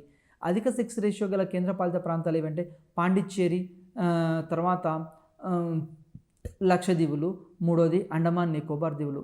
మొట్టమొదటిది ఏంటంటే పాండిచ్చేరి అధిక సెక్స్ రేషియో గల ఉంది. అదేవిధంగా లక్షద్వీపులు, మూడోది అండమాన్ నికోబార్ దీవులు. తర్వాత అత్యధిక సెక్స్ రేషియో గల జిల్లాలు ఏవి? జిల్లాల్లో కూడా మనకి ఎగ్జామ్లో వస్తుందండి. అత్యధిక సెక్స్ రేషియో గల జిల్లాలు ఏదంటే మహే, ఇది పాండిచ్చేరిలో ఉంది. అదేవిధంగా రెండోది అల్మోరా, ఉత్తరాంచల్లో ఉండడం జరిగింది. ఇవి అత్యధిక సెక్స్ రేషియో గల జిల్లాలు. ఎగ్జామినేషన్ పాయింట్ ఆఫ్ వ్యూలో మనకు ఖచ్చితంగా అధిక జనసాంద్రత లేకుంటే అత్యధిక జనాభా గల రాష్ట్రాలు, అదేవిధంగా సెక్స్ రేషియో ఎక్కువ ఉన్న రాష్ట్రాలు, తక్కువ ఉన్న రాష్ట్రాలు, కేంద్రపాలిత ప్రాంతాలు ఈ విధంగా అడగడానికి అవకాశం ఉంది. దీని తర్వాత చైల్డ్ సెక్స్ రేషియో అంటే ఎట్లా తీసుకుంటాము అంటే ఇక్కడ పిల్లల్లో తీసుకోవడం జరుగుతుంది. 0 to 15 years ఏజ్ గ్రూప్ మధ్య పిల్లల్లో ఇక్కడ చైల్డ్ సెక్స్ రేషియోని తీసుకుంటాం. 1991లో ఎంత ఉంది అంటే చైల్డ్ సెక్స్ రేషియో 945గా ఉంది. మరి 2001 సంవత్సరం తీసుకుంటే జనాభా లెక్కల ప్రకారం 927. చైల్డ్ సెక్స్ రేషియో 1991 945 ఉంటే ఇప్పుడు ఏమైంది? 2001 వచ్చేవారు 927 తగ్గింది. మరి 2011లో తీసుకుంటే ఇంకా 914కి తగ్గింది. ఈ విధంగా చైల్డ్ సెక్స్ రేషియో తగ్గిపోతే భవిష్యత్తు ఏం తెలియజేస్తుందంటే పురుష జనాభా ఎక్కువ, స్త్రీ జనాభా తక్కువ అవుతుంది. దేశంలో ఈ లింగ వివక్షత ఇంకా పెరగడానికి అవకాశం ఉంది. మరి ఇట్లా పెరుగుతూ పోతుంటే అది జనాభాకే విఘాతం అవుతుంది, భవిష్యత్తు తరాలకు ఇబ్బంది పడతారు. కాబట్టి ఇది ముఖ్యంగా ఇంకా మన దేశంలో తీసుకుంటే ఈ యొక్క సెక్స్ రేషియో అనేది అగ్రకులాల్లో ఎక్కువగా ఉందండి. అంటే పురుషులకి 1000 మంది పురుషులకి ఇక్కడ 300 మంది కంటే తక్కువ మంది స్త్రీలు ఉన్నారు. మరి ఇలాంటప్పుడు చాలా రకాల ఇబ్బందులు ఎదుర్కోవడం జరుగుతుంది. సామాజిక పరమైన సమస్యలు ఇలాంటివి ఎదుర్కోవడానికి అవకాశం ఉంది. నెక్స్ట్ అత్యధిక చైల్డ్ సెక్స్ రేషియో గల రాష్ట్రాలు మిజోరాం, నెంబర్ 1 మిజోరాం, నెంబర్ 2 మేఘాలయ. ఇక్కడ అత్యధిక సెక్స్ రేషియో గల ఈ రాష్ట్రాల పరంగా తీసుకుంటే మిజోరాము, తర్వాత మేఘాలయ. ఎందుకు అంటే ఇక్కడ ఎడ్యుకేషన్ సిస్టము అనేది అందుబాటులో ఉంది, వైద్య సదుపాయాలు అందుబాటులో ఉన్నాయి. ఇది ఒక ప్రధాన కారణంగా చెప్పడం జరుగుతుంది. రెండవది తక్కువ చైల్డ్ సెక్స్ రేషియో గల మరి రాష్ట్రాలు ఇవన్నీ కూడా అడగవచ్చు. తక్కువ సెక్స్ రేషియో గల రాష్ట్రాలు హర్యానా ఒకటి, రెండవది పంజాబ్. ఇక్కడ హర్యానా, పంజాబ్లో సెక్స్ రేషియో తగ్గుతుందని, మరి ఇక్కడ ఇట్లా తగ్గుతూ ఏమవుతుందంటే ఫ్యూచర్లో అక్కడ జనాభా సమస్యలు ఉత్పన్నం కావడానికి అవకాశం ఉంది. కాబట్టి స్త్రీ పురుషులు ఇద్దరూ సమానమే అనే భావన ప్రజల్లో పెంపొందించాలి. కుటుంబ నియంత్రణ పట్ల, తర్వాత స్త్రీల లింగ వివక్షత పట్ల తేడాలు చూపించకూడదు. మన భారత రాజ్యాంగం కూడా ఏం చెప్తుందంటే ఆర్టికల్ 14, ఆర్టికల్ 15, ఆర్టికల్ 16 అన్నీ అందరూ చట్టం దృష్టిలో అందరూ సమానులే అని, స్త్రీ పురుషులు కూడా సమానులే అని, అదేవిధంగా విద్యా ఉద్యోగ అవకాశాల్లో స్త్రీలు పురుషులు ఇద్దరు సమానమని, అదేవిధంగా సమాన పనికి సమాన వేతనం అని మన రాజ్యాంగంలో కూడా రచించుకోవడం జరిగింది. కాబట్టి చైల్డ్ సెక్స్ రేషియోను కాపాడాల్సిన బాధ్యత అందరి మీద ఇక్కడ ఉండడం జరిగింది. మరి అత్యధిక చైల్డ్ సెక్స్ రేషియో గల కేంద్రపాలిత ప్రాంతం ఏదని ఎగ్జామ్లో అడగవచ్చు. ఇది అండమాన్ నికోబార్ దీవులు. అతి తక్కువ చైల్డ్ సెక్స్ రేషియో గల కేంద్రపాలిత ప్రాంతం ఏదంటే న్యూఢిల్లీ అండి. మామూలుగా కేంద్రపాలిత ప్రాంతాలు తీసుకుంటే అత్యధికం ఉంది అండమాన్ నికోబార్ దీవులు, అతి తక్కువగా ఉంది ఇక్కడ న్యూఢిల్లీ. అత్యధిక చైల్డ్ సెక్స్ రేషియో గల జిల్లా ఏదంటే లాహుల్ స్పిటి, హిమాచల్ ప్రదేశ్లో ఉందండి. Very very important. తర్వాత అక్షరాస్యతను ఒకసారి పరిశీలిద్దామండి. ఎందుకు అంటే అక్షరాస్యత శాతం మీద కూడా ఎగ్జామ్లో చాలాసార్లు క్వశ్చన్స్ అడిగండి. 1991 సంవత్సరంలో తీసుకుంటే అక్షరాస్యత ఎంత ఉంది అంటే ఇక్కడ మొత్తం అక్షరాస్యత 52.21. వెరీ వెరీ ఇంపార్టెంట్ అండి. చాలాసార్లు ఎగ్జామ్లో ఏం చేస్తారంటే 52.12, option A 52.12, option B 52.21, option C 52.34 ఇట్లా అడుగుతుంటాడు. కాబట్టి మనం ఖచ్చితంగా ఇక్కడ గుర్తుంచుకోవాలి, పాయింట్ తర్వాత అది కూడా గుర్తుంచుకోవాలి. 1991లో అక్షరాస్యత ఎంత ఉంది అంటే 52.21, 2001లో 64.83, అదేవిధంగా 2011 తీసుకుంటే 73%. ఇక్కడ అక్షరాస్యత అనేది పెరుగుతూ ఉంది 1991 నుంచి 2001, 2001 నుంచి 2011. ఈ విధంగా అక్షరాస్యత పెరగడానికి గల ప్రధాన కారణం ఏంది అని ఒకసారి ఆలోచించినప్పుడు ఇక్కడ ఆర్టీ యాక్ట్ ఒకటి చెప్తున్నాము. 2009వ సంవత్సరంలో ఆర్టీ యాక్ట్ తీసుకురావడం జరిగింది.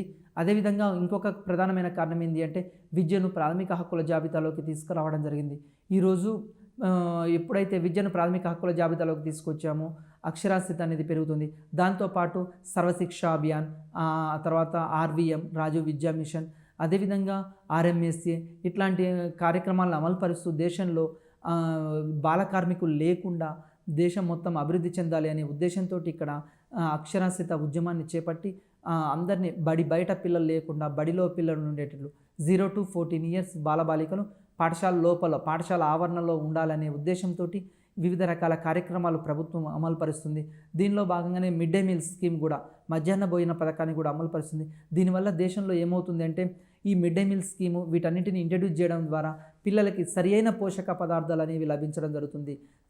ఎప్పుడైతే సరియైన ఆహారము పోషక పదార్థాలు లభిస్తాయో అక్కడ పిల్లలు బాగా చదువుకోవడానికి అవకాశం ఉంది. 1991 నుంచి 2011వ సంవత్సరం వరకు అక్షరాస్యత ఇక్కడ పెరగడం జరిగింది. అదేవిధంగా మేల్స్లో తీసుకుంటే 1991లో పురుషుల అక్షరాస్యత ఎంత ఉంది అంటే 64.13 ఉంది. అదేవిధంగా 2011వ సంవత్సరంలో తీసుకుంటే మేల్స్ యొక్క అక్షరాస్యత శాతం 80.9% ఉంది. అదేవిధంగా స్త్రీలని పరిశీలిస్తే 1991 సంవత్సరంలో 39.29 ఉంది. 2011 సంవత్సరంలో తీసుకుంటే 64.6. ఇక్కడ స్త్రీల అక్షరాస్యత కూడా పెరిగింది. పురుషుల అక్షరాస్యత 80% అయితే పెరిగింది, మరి స్త్రీల అక్షరాస్యత కూడా 64.6 ఉంది. ఇక్కడ స్త్రీల అక్షరాస్యత ఇంకా పెరగాల్సిన ఆవశ్యకత ఉంది. ఎందుకు అంటే దేశంలో లింగ వివక్షతకి ఇది కూడా ఒక ప్రధానమైన కారణంగా చెప్తున్నాము. అంటే బాయ్స్ని చదివిస్తున్నారు, గర్ల్స్ని చదివించట్లేదు. అట్లా కాకుండా ఇద్దరు ఈక్వల్ అనే భావన పెంపొందించాలి. ఎప్పుడు ఈక్వల్ అనే భావన వస్తుందంటే దేశంలో అక్షరాస్యత శాతం పెరిగినప్పుడు మాత్రమే ఈ ఆలోచన అనేది రావడం జరుగుతుంది. దేశంలో ప్రజల్లో శాస్త్రీయ వైఖరులు, శాస్త్రీయ ఆలోచనలో మార్పులు రావాలి. కుటుంబ నియంత్రణ కార్యక్రమాల పట్ల అవగాహన పెరగాలి. అదేవిధంగా ఇంకా ప్రభుత్వం అమలు చేస్తున్న కార్యక్రమాల్ని తెలుసుకోవాలి. ఇవన్నీ చైల్డ్ సెక్స్ రేషియో వీటన్నిటి ద్వారా పెంచితే భవిష్యత్ తరాలు అంటే ఆడపిల్లలు ఈ దేశానికి ఇంటికి వెలుగు, తర్వాత దేశానికి వెలుగు అనే భావన కల్పించాలి. అప్పుడు మాత్రమే చైల్డ్ సెక్స్ రేషియో అనేది ఇక్కడ పెరగడం జరుగుతుంది. అత్యధిక చైల్డ్ సెక్స్ రేషియో గల జిల్లా ఏది ఇక్కడ చూడడం జరిగింది, లాహుల్ స్పిటి. అదేవిధంగా అత్యధిక అక్షరాస్యత గల రాష్ట్రాలు, ఎక్కువ అక్షరాస్యత గల రాష్ట్రం ఏంటంటే కేరళ. ఈరోజు కేరళని ఆదర్శంగా తీసుకుంటున్నాం దేశంలో. ఎందుకు అంటే ఇక్కడ అక్షరాస్యత శాతం అనేది ఎక్కువగా ఉంది. ఎక్కడైతే అక్షరాస్యత శాతం ఎక్కువగా ఉంటుందో అక్కడ జనాభా కూడా తక్కువగా ఉంటుంది. అదేవిధంగా స్త్రీ పురుష సెక్స్ రేషియో కూడా అక్కడ ఎక్కువగా ఉంటుంది. అందుకోసమే కేరళలో చూడండి సెక్స్ రేషియో చాలా ఎక్కువగా ఉంటుంది. మరి మిగతా రాష్ట్రాలతోటి పోలిస్తే దానికి గల ప్రధాన కారణం ఏంటి అంటే అక్షరాస్యత. అత్యధిక అక్షరాస్యత గల నెంబర్ 1 రాష్ట్రం Kerala, number 2 Mizoram, number 3 Goa, number 4 Tripura. మనకు ఇప్పుడు ఇంతకుముందు క్వశ్చన్స్ ఎట్లా అడిగేదంటే అత్యధిక జనాభా గల అత్యధిక అక్షరాస్యత గల రాష్ట్రం ఏది అని అడిగేవాళ్ళు. అప్పుడు ఓన్లీ కేరళని పెట్టేవాళ్ళు. కానీ ఇప్పుడు క్వశ్చన్ ప్యాటర్న్లో చేంజ్ అయింది. క్వశ్చన్స్ ఇక్కడ మ్యాచ్ ద ఫాలోయింగ్ ఇవ్వవచ్చు, లేకుంటే 3వ తేదీ, 2వ తేదీ, 4వ తేదీ ఇట్లా కూడా అడగడానికి అవకాశం ఉంది. కాబట్టి అన్నీ చదువుకోవాలి. దీని తర్వాత అతి తక్కువ అక్షరాస్యత గల రాష్ట్రాలు Bihar, number 1 Bihar, number 2 Arunachal Pradesh, number 3 Rajasthan, number 4 Jharkhand, number 5 Telangana. అతి తక్కువ అక్షరాస్యత గల రాష్ట్రాలు. ఎందుకు అంటే ఇక్కడ అక్షరాస్యత తక్కువగా ఉండడానికి గల ప్రధాన కారణం ఏంటి అంటే ఇక్కడ సెక్స్ రేషియో అనేది తక్కువగా ఉంటుంది. ఇది ఒక కారణం చెప్పవచ్చు. నెక్స్ట్ అదేవిధంగా ప్రజల ఆలోచన విధానంలో మార్పు రావట్లేదు. జనాభాలో ఇద్దరు చదువుకోవాలి, స్త్రీలు కూడా చదువుకోవాలనే ఆలోచన వచ్చినప్పుడు ఇల్లాలే ఇంటికి వెలుగు. కాబట్టి ఒక కుటుంబంలో ఒక స్త్రీ చదువుకుంటే ఆ కుటుంబం అంతా అక్షరాస్యులుగా మారడానికి అవకాశం ఉంది. దీన్ని దృష్టిలో ఉంచుకునే ప్రభుత్వం ఏం చేస్తుందంటే 6 నుంచి 14 సంవత్సరాల్లో బాలబాలికలకు మనకి ఇక్కడ సర్వశిక్ష అభియాన్, రాజీవ్ విద్యా మిషన్, ఆర్ఎంఎస్సి ఇలాంటి వాటి ద్వారా తర్వాత వివిధ రకాల పథకాలు కూడా ఇంట్రడ్యూస్ చేస్తున్నారు. ఈ పథకాల ద్వారా మన యొక్క దేశంలో అక్షరాస్యత శాతం పెంచుతున్నాం. అదేవిధంగా వయోజనులను తీసుకుంటే వయోజనుల్లో కూడా అక్షరాస్యత శాతం ఇక్కడ పెంచడానికి మనము సాక్షర భారత్ ఇట్లాంటి స్కీమ్స్ని ఇంట్రడ్యూస్ చేస్తున్నారు. అదేవిధంగా ఇంకా లింగ వివక్షతను తొలగించడం కోసం ఇక్కడ బాలికల అక్షరాస్యతను పెంచాలి అనే ఉద్దేశంతో ప్రభుత్వం వివిధ కార్యక్రమాలు కేజీబీవీస్ ఇట్లాంటివి ఏర్పాటు చేయడం జరిగింది. కస్తూరిబా గాంధీ బాలికల విద్యాలయాస్ వీటన్నిటినీ ఏర్పాటు చేసి దేశంలో డ్రాప్అవుట్స్ లేకుండా చేసి అక్షరాస్యత పెంచాలి అనే ఉద్దేశంతో చేయడం జరుగుతుంది. ఎందుకంటే ఏ దేశంలో అయితే అక్షరాస్యత ఎక్కువగా ఉంటుందో ఆ దేశంలో మానవ వనరులు అనేవి క్వాలిటీగా ఉంటాయి, నాణ్యమైన మానవ వనరులు లభిస్తాయి. ఏ దేశంలో అయితే నాణ్యమైన మానవ వనరులు ఉంటాయో అక్కడ నిరుద్యోగిత అనేది ఉండదు. ఈరోజు భారతదేశం నిరుద్యోగితతో ఎదుర్కొంటుంది, నిరుద్యోగ సమస్య. మరి నిరుద్యోగ సమస్యను తగ్గించాలి అంటే భారతదేశంలో ఉన్న జనాభాలో అక్షరాస్యత శాతం పెరగాలి. మానవ వనరులు ఎప్పుడో అంటే ఎడ్యుకేషన్ అందించినప్పుడు మాత్రమే మానవ వనరులు ఎట్లా ఉంటాయి అంటే నాణ్యమైన మానవ వనరులుగా రూపుదిద్దడానికి అవకాశం ఉంటాయి. ప్రపంచవ్యాప్తంగా కూడా అవకాశాలు వస్తూ ఉంటాయి. తర్వాత అధిక అక్షరాస్యత గల కేంద్రపాలిత ప్రాంతాలు number 1 Kerala, number 2 Daman Diu, number 3 Pondicherry. ఈ విధంగా అధిక అక్షరాస్యత గల కేంద్రపాలిత ప్రాంతాలు. అదేవిధంగా అధిక మహిళా అక్షరాస్యత గల రాష్ట్రం, ఇక్కడ మహిళా అక్షరాస్యతలో అధికంగా ఉన్న రాష్ట్రం ఏంటంటే కేరళలో 92.91 అండి. తక్కువ మహిళా అక్షరాస్యత గల రాష్ట్రం ఏంటి అంటే బీహార్లో తక్కువ మహిళ. ఇది examination point of view important. తక్కువ పురుష అక్షరాస్యత గల రాష్ట్రం బీహార్. ఎందుకు అంటే బీహార్లో అక్షరాస్యత శాతమే తక్కువ ఉంది. అక్కడ స్త్రీలలో మరి తక్కువగా ఉంది, పురుషుల్లో కూడా తక్కువగా ఉంది. అదేవిధంగా అధిక అక్షరాస్యత గల జిల్లా అడగవచ్చు సెర్పిచ్. ఇది ఎక్కడ అంటే మనకు మిజోరాంలో ఉండడం జరిగింది. సెర్చిప్ అధిక అక్షరాస్యత గల జిల్లా. ఎగ్జామినేషన్ పాయింట్ ఆఫ్ వ్యూ ఈ విధంగా అడుగుతాడు. చైల్డ్ పాపులేషన్ ఇక్కడ రాష్ట్రాలు తీసుకుంటే అత్యధిక చైల్డ్ పాపులేషన్ రాష్ట్రాలు తీసుకుంటే number 1 Uttar Pradesh, number 2 Bihar, number 3 Maharashtra, number 4 Madhya Pradesh. ఈ విధంగా అంటే ఇక్కడ మనకు ఎగ్జామినేషన్ పాయింట్ ఆఫ్ వ్యూలో జనాభా లెక్కల మీద ఎక్కువగా క్వశ్చన్లు అడగడానికి అవకాశం ఉంది. దీని తర్వాత మతాల వారీగా తీసుకుందామండి. మతాల వారీగా జనాభా లెక్కలు 2001 సంవత్సరం నుంచి స్టార్ట్ అయినాయండి.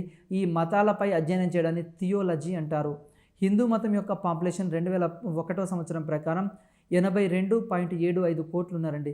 దేశంలో శాతం ఎంత ఉందంటే 81.4 ఉన్నారు. అదేవిధంగా ముస్లిం యొక్క జనాభా ఎంత ఉంది అంటే 13.81 కోట్లు. వెరీ వెరీ ఇంపార్టెంట్ అండి, చాలాసార్లు అడిగాడు ఎగ్జామ్లో. శాతం ఎంత ఉంది అంటే 12.4%.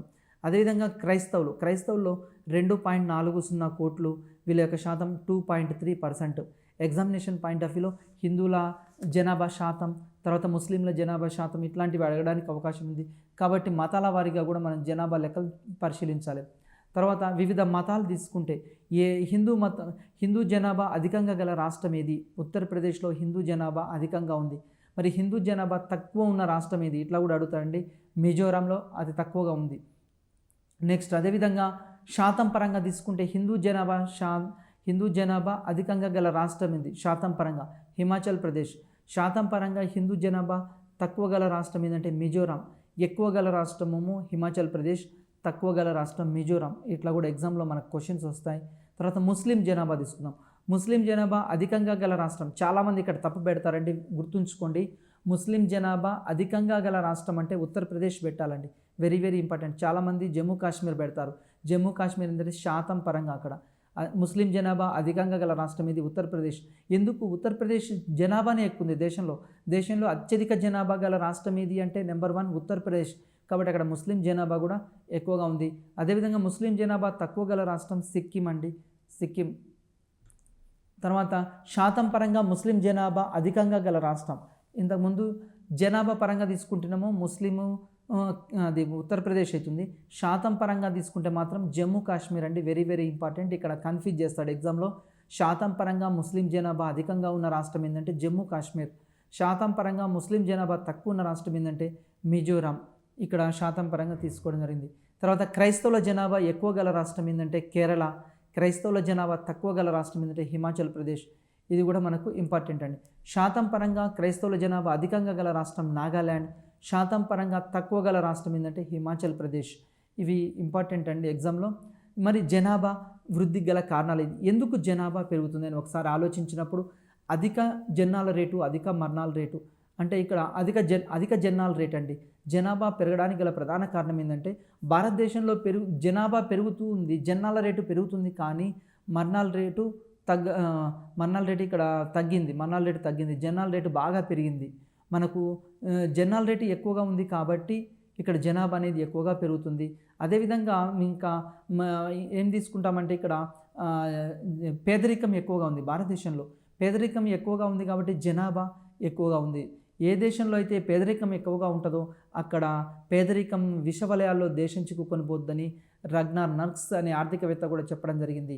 పేదరికపు విషవలయాల్లో చిక్కుకొని పోతారు. వెరీ వెరీ ఇంపార్టెంట్ అండి. పేదరికపు విషవలయాల గురించి చెప్పిన ఆర్థికవేత్త ఎవరంటే రగ్నార్ నర్క్స్. ఇతడు ఏం చేస్తాడంటే అక్షరాస్యత తక్కువ ఉంటుంది కాబట్టి ఇక్కడ పేదరికం ఎక్కువ ఉంటుంది కాబట్టి జనాభా పెరుగుతుంది. అదేవిధంగా జనాభా పెరగడానికి మరి ఒక కారణం ఏంటి అంటే కుటుంబ పరిమాణం తక్కువగా ఉండాలి అనే ఆలోచన లేకపోవడం, ప్రజల్లో శాస్త్రీయ ఆలోచనలు లేకపోవడం, తర్వాత సరైన వైద్య సదుపాయాలు అందుబాటులో లేకపోవడం, ఇది కూడా జనాభా అనేది పెరగడానికి కారణం. మరి అదేవిధంగా అక్షరాస్యత పరంగా కూడా దేశం తక్కువ అక్షరాస్యత ఉంది కాబట్టి జనాభా అనేది ఎక్కువగా పెరగడానికి అవకాశం ఉంది. దీంతోపాటు జనాభా ఎందుకు ఇంకా ఎక్కువగా పెరుగుతుంది అని ఆలోచించినప్పుడు దేశంలో ఇక్కడ మత ఆచారాలు అని చెప్తుంటాం. మతాలు, ఆచారాలు, సాంప్రదాయాలు ఇవి కూడా దేశంలో జనాభాను ప్రోత్సహిస్తున్నాయి. దేశంలో జనాభాను ఏం ప్రోత్సహిస్తుందంటే ఏ మతమైనా తీసుకోవచ్చు, హిందూ, ముస్లిం, క్రిస్టియన్ ఏ మతమైనా తీసుకోండి. ఇక్కడ ఏం చెప్తున్నారు, జనాభాని ప్రోత్సహిస్తున్నాయి కాబట్టి భారతదేశంలో జనాభా అనేది విపరీతంగా పెరుగుతుంది. దీంతోపాటు ఇంకా మనం ఏం చెప్తుంటామంటే జనాభా పెరగడానికి గల ప్రధాన కారణాల్లో దేశంలో సరి అయిన వైద్య సదుపాయాలు ఇక్కడ అందుబాటులోకి వచ్చాయి, కానీ మరణ రేటును తగ్గించలేకపోతున్నారు. దానికి గల ప్రధాన కారణం ఏంటి అంటే వివాహ వ్యవస్థ అని కూడా చెప్పవచ్చు. ఈ వివాహకు సంబంధించింది ఎందుకు అంటే దేశంలో చిన్నప్పుడే ఎర్లీ ఏజ్లో మ్యారేజ్ చేస్తున్నారు, చిన్నప్పుడే వివాహాలు చేస్తున్నారు. చిన్నప్పుడే వివాహాలు చేయడం ద్వారా సంతాన సాఫల్యత రేటు ఎక్కువగా ఉంటుంది, దాంపత్య కాలం ఎక్కువగా ఉంటుంది. కాబట్టి ఇక్కడ జనాభా అనేది ఎక్కువగా పెరుగుతుంది. మెయిన్ ఇక్కడ ఏంటి అంటే పిల్లలు ఎప్పుడైతే చిన్నప్పుడే ఎర్లీ ఏజ్లో మ్యారేజ్ చేస్తే వాళ్ళ యొక్క కుటుంబ భారం వారి మీద పడి వాళ్ళు ఇంకా సరి అయిన అవగాహన ఉండదు. కుటుంబం అంటే ఏంది, దేశం అంటే ఏంది, తర్వాత ఇలాంటి సరైన అవగాహన లేక జనాభా పెరగడానికి అవకాశం ఉంది. అదేవిధంగా ఎప్పుడైతే ఎర్లీ ఏజ్లో మ్యారేజ్ చేస్తారో దాని ఫలితంగా ఏమవుతుంది అంటే ఇక్కడ ఎర్లీ ఏజ్లో మ్యారేజ్ చేస్తే జనాభా పెరగడానికి ఎక్కువ అవకాశం ఉంది. కాబట్టి మరి జనాభాను తగ్గించడానికి మరి పరిష్కార మార్గాలు ఏంది ఎగ్జామ్లో ఇంపార్టెంట్ అండి. ఒకటేమో జనాభా పెరగడానికి, రెండోది జనాభా తగ్గించడానికి. జనాభాను తగ్గించడానికి గల ప్రధాన ఏమిటి పరిష్కార మార్గం అంటే భారతదేశంలో 1952 సంవత్సరం నుంచి కుటుంబ నియంత్రణ కార్యక్రమాలు అమలు పరుస్తుంది ప్రభుత్వం. కుటుంబ నియంత్రణ కార్యక్రమాలు ఏ పంచవర్ష ప్రణాళికలో ప్రారంభమయ్యాయి అని ఎగ్జామ్లో చాలాసార్లు క్వశ్చన్ అడిగాడండి. మొదటి పంచవర్ష ప్రణాళికలో కుటుంబ నియంత్రణ కార్యక్రమాలు ప్రారంభమైంది. అదేవిధంగా జనాభాని తగ్గించడానికి మరి ఒకటి ఏంటంటే దేశంలో అక్షరాస్యత శాతం పెంచాలి. దేశంలో ఏం పెంచాలి, అక్షరాస్యత శాతం పెరిగితే ఆటోమేటిక్గా జనాభా వృద్ధి రేట్ అనేది దేశంలో తగ్గిపోతుంది. అదేవిధంగా దేశంలో ఇంకా సరైన వైద్య సదుపాయాలు అందుబాటులోకి తీసుకురావాలి. సరైన వైద్య సదుపాయాలు అందుబాటులో తీసుకొస్తే ఇక్కడ ఏమవుతుంది అంటే మరణాల రేటు తగ్గి జనాల రేటు కూడా తగ్గి ప్రజలు ముందుకు వస్తారు జనాభాను తగ్గించడానికి. అదేవిధంగా ప్రజల్లో అవగాహన కార్యక్రమాలు, చైతన్య కార్యక్రమాలు పెంచాలి. అదేవిధంగా స్త్రీ పురుషులు సమానమనే ఆలోచన ప్రజల్లో తెలియజేయాలి, ప్రజల ఆలోచనలో మార్పులు తీసుకురావాలి. అదేవిధంగా శాస్త్రీయ వైఖరులు, శాస్త్రీయ ఆలోచనలు, మూఢనమ్మకాలు వీటిని దూరంగా ఉంచాలి. అదేవిధంగా బాలికలకు వివాహ వయస్సు, కనిష్ట వివాహ వయస్సు 18 సంవత్సరాలు, పురుషులకు 21 సంవత్సరాలు, ఇది ఖచ్చితంగా అమలయ్యేటట్లు చూడాలి. ఎందుకంటే చిన్న ఏజ్లోనే మ్యారేజ్ చేస్తే ఇక్కడ వాళ్ళ యొక్క కుటుంబ పరిమాణం అనేది పెరిగిపోతుంది. ఇది కూడా జనాభా అంటే వివాహ వయస్సు అనేది ఖచ్చితంగా అమలు పరచాలి. ఈ విధంగా భారతదేశంలో కుటుంబ నియంత్రణ కార్యక్రమం అమలు పరుస్తూ ప్రభుత్వం ప్రోత్సాహకాలు ఇస్తూ వివిధ కార్యక్రమాల ద్వారా, అందుకోసం ఈరోజు చూడండి కళ్యాణ లక్ష్మి, షాదీ ముబారక్ ఇలాంటివన్నీ ఇస్తున్నారు. ఆడపిల్లలు పుట్టినా కానీ వాళ్ళకు ప్రభుత్వం ఇక్కడ కళ్యాణ లక్ష్మి ద్వారా ఇట్లాంటి కార్యక్రమాల ద్వారా మనకు ఎక్కువ డబ్బులు అందించడం జరుగుతుంది. వీటన్నిటి ద్వారా దేశంలో ఆరోగ్య సదుపాయాలు అనేవి అందుబాటులోకి వచ్చి ప్రజల యొక్క జనాభా అనేది కంట్రోల్ చేయాలని అందరికీ ఆలోచన వస్తుంది. కాబట్టి భారతదేశంలో ఎగ్జామినేషన్ పాయింట్ ఆఫ్ వ్యూ ఇక్కడ జనాభా మీద ఏముంటుందంటే జనాభా లెక్కల మీద క్వశ్చన్ అడుగుతాడు 2011 లెక్కల మీద. అదేవిధంగా జనాభా పెరగడానికి గల కారణం ఏంది, జనాభా పరిష్కార మార్గాలు ఏవి మరి తగ్గించడానికి, దీంతోపాటు జనాభా పరిణామ సిద్ధాంతంలో ఉన్న దశలు, ఇవన్నీ ఇంపార్టెంట్ అండి. ఇవన్నీ చదువుకుంటే అత్యధిక మార్కులు మనకు వస్తాయి. నమస్తేనండి.